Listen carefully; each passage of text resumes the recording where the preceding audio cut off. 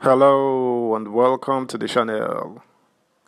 A federal high court sitting in Lagos has threatened to declare Fani Kayode wanted for failing to appear before the court to answer charges brought against him by the Economic and Financial Crimes Commission (EFCC).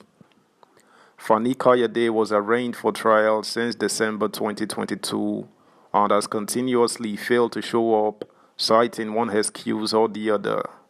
The judge is having none of that anymore. Details coming up. Subscribe, like, share, and comment. Thank you. Judge threatens bench warrant against Fani Kayode. A Lagos State Special Offences Court sitting in Ikeja on Wednesday threatened to declare a former Minister of Aviation, Fani Kayode, wanted over his refusal to appear before the court for his trial. Fani Kayode is being prosecuted by the Economic and Financial Crimes Commission on 12 counts bordering on the use of false documents, use of fabricated evidence, and procuring the execution of documents by false pretense. The ex-minister was alleged to have forged medical reports which he tendered before Justice Daniel Osiago of the Federal High Court in Lagos, where he is being prosecuted by the EFCC for an alleged 4.9 billion naira fraud.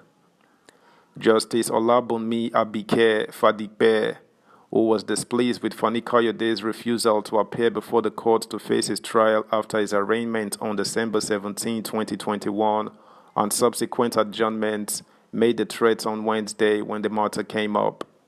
At the last adjourned date, the defendant's counsel, Mr. Wale Balogun, informed the court of the absence of the defendant, citing ill health, which he said was connected to Fani Kayode's encounter with the Department of State Services, which grilled him over some comments ahead of the general elections. Balogun had pleaded with the court to grant him adjournment with a promise to make him available at Wednesday's proceeding. But at the resumed hearing of the matter on Wednesday, the defendant's counsel, Mr. Shinozo Eze, told the court that Fani Kayode was not in court due to health issues. He informed the court that a medical report and a letter seeking the leave of the court to vacate the two dates were already in the court's file. EFCC counsel Zinat Atiku confirmed the development and said the prosecution's hands were tied as to how to forge ahead. However, the judge frowned on the repeated absence of the defendant, noting that the last time he was in court was November 4, 2022. The judge cited a series of excuses that had been tendered by the defendant for Fani Kayode in court to face his trial. Justice Abike Fadipe consequently threatened to issue a bench warrant against him if he fails to show up at the next adjourned date. The judge also frowned on the prosecutor for lack of diligence in the prosecution of the case, noting that Anti-Graft could withdraw the matter if it was not ready to prosecute it. Meanwhile, the former Minister of Aviation, Fani Kayode, continues to be active on social media as he said, the president-elect is someone that appreciates the virtues of loyalty and courage and stands by those that have fought for him. The chieftain of the All Progressives Congress APC stated this in a post via his verified Twitter handle. Fani Kayode also refuted the claim that the former governor of Lagos State cannot be trusted and he is not faithful to those who worked for his victory in the February 25th presidential election.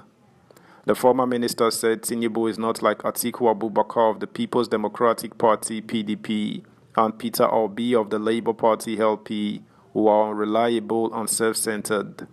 Fani Kayode asserted that Tinubu's victory is for Nigerians and his objective is to carry everyone along and unite the people. He wrote, "The notion that our president-elect cannot be trusted and is not faithful to his own is absurd. No one appreciates the virtues of loyalty and courage under fire and stands by those that are fought for and enter the heat of battle with aim more than at official abats. Unlike at Atiku, at Peter Obi, and their divisive, garrulous, hate-filled, naive, violent, treasonous, unrelenting, and ignorant supporters, he is not flippant, unreliable, unstable, deceitful, self-serving, self-seeking, self-absorbed, and self-centered. His victory is for all Nigerians, and his objective is to carry everyone along and unite our people. Subscribe, like, share, comment, and please turn the notification bell on. Thank you. Also, Fani Kayode has said the forthcoming inauguration of the president-elect Bola Tinubu will be the best attended in the history of the country. Tinubu will be sworn in as the 16th President of Nigeria on May 29 by the Chief Judge of Nigeria, Justice Kayode Hariwola. Fani Kayode, meanwhile, took to his verified Twitter page to assert that the entire world has lined up behind the president-elect, adding that Tinubu's inauguration will be the best attended in the nation's history. The chieftain of the All Progressives Congress APC opined that no nation has refused to acknowledge the outcome of the 2023 presidential election, adding that most countries have congratulated Tinubu. According to Fani Kayode, the ruling party has been vindicated by Tinubu's victory in the February 25th poll. He wrote, "The entire world has lined up behind our president-elect. His inauguration will be the best attended in our history. There is not one nation that has refused to acknowledge the outcome of our presidential election.